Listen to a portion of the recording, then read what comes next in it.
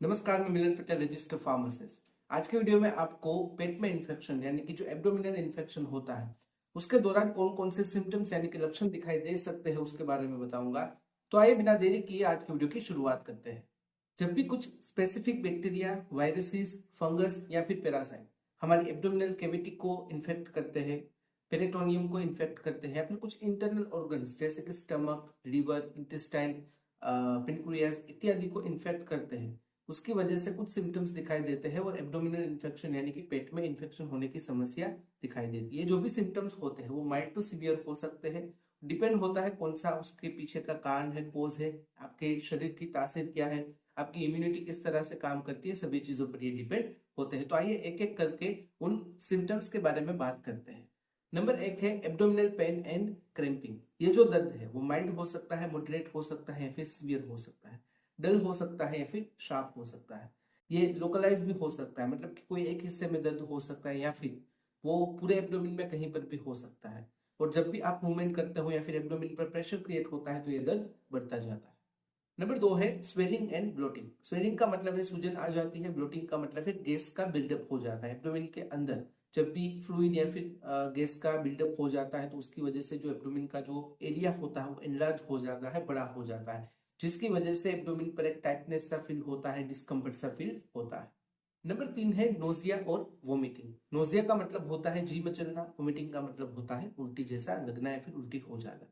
देखिए, जब भी पेट में इन्फेक्शन होता है तो ऐसे में परसिस्टेंट नोजिया और वोमिटिंग की फीलिंग आती है। जब भी वोमिट होती है तो उसमें कुछ बाइल्स निकलते हैं, मतलब कि जो बाइल एसिड लीवर के द्वारा प्रोड्यूस होते हैं, जो स्टमक में होते हैं वो सब निकल जाते हैं। या फिर जो अनडाइजेस्टेड फूड है, मतलब ऐसा खाना है जो अभी उसका पाचन नहीं हुआ है, तो इस प्रकार का जो अनडाइजेस्ट खाना है वो भी वोमिट के जरिए निकल जाता है। नंबर चार है डायरिया या फिर कॉन्स्टिपेशन। कई लोगों को दस्त की परेशानी रहती है तो कई लोगों को कब्ज की परेशानी रहती है। डिपेंड होता है कि कोज कौन सा है, या फिर डिपेंड होता है आपकी इम्यूनिटी पर, डिपेंड होता है आपकी तासीर के ऊपर। जिन लोगों को डायरिया की परेशानी होती है उनमें बाउल मूवमेंट काफी फ्रीक्वेंट हो जाती है, स्टूल काफी लूज हो जाता है, वोटरी डायरिया की परेशानी रहती है। जिन लोगों को कॉन्स्टिपेशन यानी कि कब्ज की परेशानी रहती है तो स्टूल पास आउट करने में काफी ज्यादा दिक्कत का सामना करना पड़ता है और काफी ज्यादा समय भी लगता है। नंबर पांच है फीवर एंड चिल्स।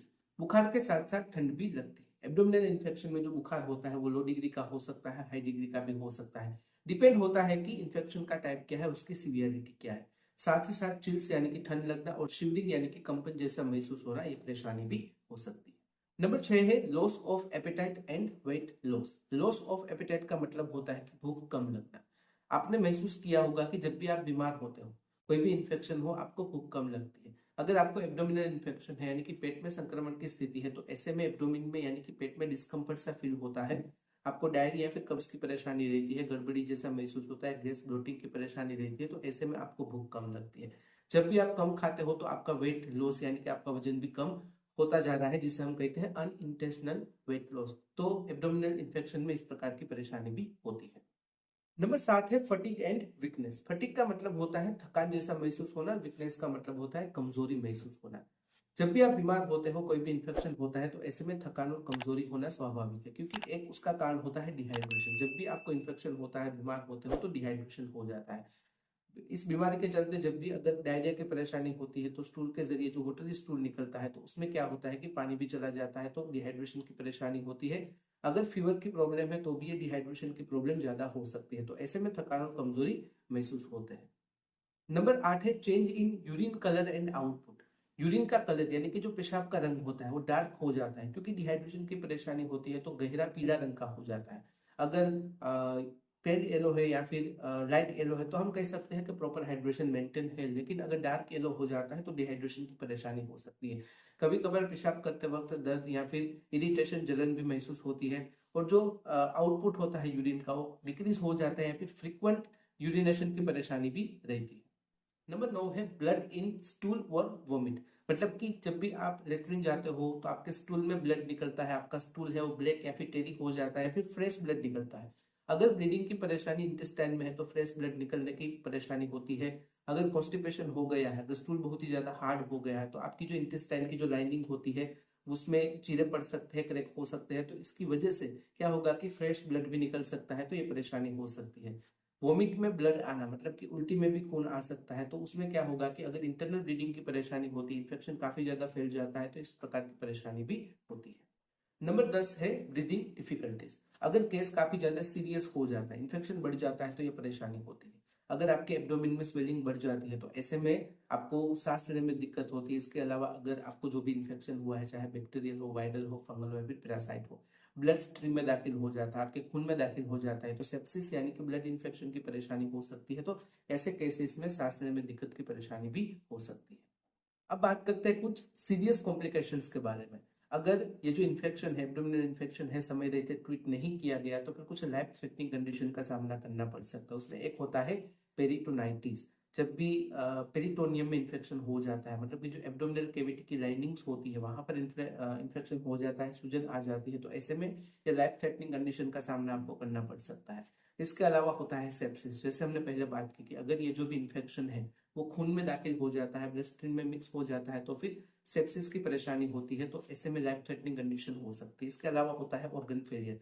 जब भी आप इस प्रकार के इन्फेक्शन को अनट्रीट रखते हो तो आपकी किडनी पर, लिवर पर या फिर दूसरे इंटरनल ऑर्गन्स पर उसकी नेगेटिव इंपैक्ट होती है और ऑर्गन फेलियर की परेशानी भी हो सकती है। अब बात करते हैं when to see a doctor, मतलब कि डॉक्टर से कब कंसल्ट करना है। यहाँ पर जो मैंने 10 सिम्टम्स को डिस्कस किया, उनमें से एक या फिर अधिक सिम्टम्स अगर आपको फ्रीक्वेंटली दिखाई देते हैं, बार बार दिखाई देते हैं, तो आपको समझ जाना चाहिए कि कहीं ना कहीं पर कुछ ना कुछ इन्फेक्शन की परेशानी है। तो ऐसी कंडीशन में आपको डॉक्टर से बात करनी जरूरी होती है। और ये जो भी सिम्टम्स होते हैं अगर बिगड़ते जाते हैं, जैसे कि एब्डोमिनल पेन काफी बढ़ जाता है, फीवर मतलब हाई ग्रेड का हो जाता है, साथ ही ठंड बहुत लगती है, सांस लेने में दिक्कत होने लगती है, आपके वोमिट में ब्लड आता है, आपके स्टूल में ब्लड आता है, यूरिन पास आउट करने में परेशानी होती है, तो ये कुछ भी परेशानी होती है तो डॉक्टर से तुरंत बात करके इसकी जो कुछ भी ट्रीटमेंट है वो करवानी काफी जरूरी हो जाती है। तो यदि जानकारी पेट में इन्फेक्शन के दौरान किस प्रकार के सिम्टम्स आपको दिखाई दे सकते हैं उसके बारे में। अगर इस वीडियो से रिलेटेड कोई भी सवाल है आप कमेंट में बेझिझक पूछ सकते हो। कमेंट में अगर आप अनकंफर्टेबल हो तो डायरेक्टली मुझे मेल कर सकते हो qa.hm@gmail.com पर। तो फिलहाल इस वीडियो में बस इतना ही। आज का वीडियो ध्यान से देखने और सुनने के लिए आपका धन्यवाद। जय हिंद, जय भारत।